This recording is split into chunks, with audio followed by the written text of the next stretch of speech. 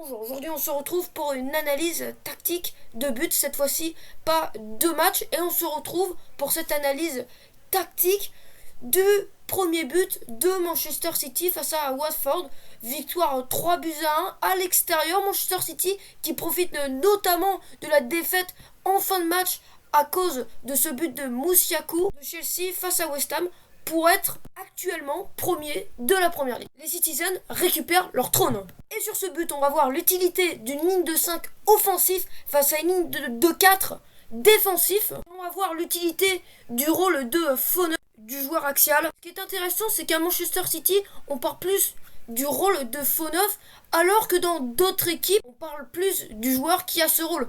Par exemple, lors de la période Spalletti à la Roma, on parlait de Francesco Totti. À Tottenham, on parle d'Harry. À Liverpool, on parle de Roberto Firmino. Mais à City, le joueur qui évolue dans l'axe tourne beaucoup. Ça peut être Jack Grealish, ça peut être Phil Foden, ça peut être le jeune Palmer, ça peut être Kevin De Bruyne, KDB, ou même Bernardo Silva, ou même Raheem Sterling. Ils y sont très nombreux. Sur la ligne de 5, cette ligne de 5 d'ailleurs de Manchester City qui est composée des deux relayeurs qui se projettent haut sur le terrain, qui se mettent dans les demi-côtés, et des 3 attaquants, les 2 ailiers et l'avant-centre. Entre 2008 et 2012, donc l'ère de Pep Guardiola au FC Barcelone, cette ligne de 5 était composée différemment.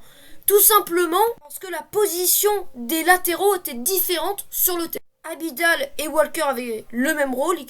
Il crée donc pour Walker, si on parle au présent, il crée une ligne de 3 en phase de possession avec les 2 centraux. Un rôle de fullback, comme on dirait en anglais. Mais par contre, la position de Dani Alves à l'époque du FC Barcelone et de João Cancelo à l'heure actuelle est complètement différente. João Cancelo, on le voit repiquer, certes, de temps en temps, il prend son côté, mais on le voit quand même très souvent repiquer, prendre le milieu de terrain, souvent repiquer dans l'axe et avoir cette position de milieu de terrain et créer un duo avec Rodri, créer cette paire au milieu de terrain, ce qui permet de ne pas être en infériorité au milieu de terrain malgré les montées des relais. Et Dani Alves, lui, était dans cette ligne de 5 car il se projetait très haut sur le côté, et c'était donc l'ailier qui était souvent Pedro qui se mettait dans le demi-côté,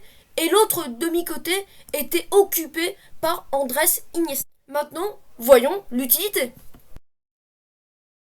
La manière dont est positionnée la ligne défensive de Watford, alors certes, sur le côté gauche, il y a une égalité numérique car le défenseur central coulisse sur Gundogan, mais de l'autre côté, il y a une infériorité numérique qui se crée car Danny Rose doit en même temps gérer Raheem Sterling et Bernardo Silva. Alors ce qui est intéressant, c'est qu'on voit à l'image pas une ligne de 5 parce que Bernardo Silva, qui compose aussi cette ligne de 5 offensif, est un peu plus bas, et Danny Rose lui fait le choix car Bernardo Silva, c'est le joueur qui marquait au début de l'action, c'est le joueur qui est un peu plus près au niveau visible pour l'ancien international. Et donc, Danny Rose, et non Danny Vert, oui, c'est une blague de merde, et donc, Danny Rose, lui, décide de marquer le portugais Bernardo Silva. Il va donc laisser libre Raheem Sterling. Ce qui est intéressant, c'est qu'à un moment dans l'action, on voit Jack Grealish et Raheem Sterling qui sont à peu près sur la même ligne, qui sont même juste à côté.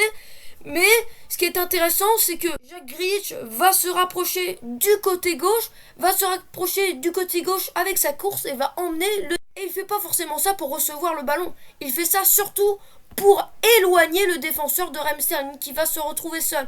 Car tout simplement, les 2 défenseurs centraux sont occupés. Personne ne peut venir aider Danny Rose. Danny Rose qui lui s'occupe de Bernardo Silva.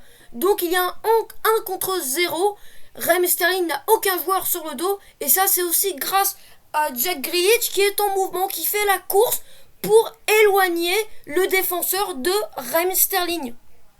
Si le défenseur suit l'ancien joueur des Villains, l'ancien joueur d'Aston Villa, c'est qu'il ne veut pas laisser Jack Grealish tout seul, mais en ne voulant pas laisser Jack Grealish tout seul, il va laisser un autre joueur tout seul. Si Jack Grealish n'avait pas été en mouvement, le défenseur aurait été plus proche de Raheem Sterling et aurait pu sans doute intervenir en sprintant, en faisant une course rapide.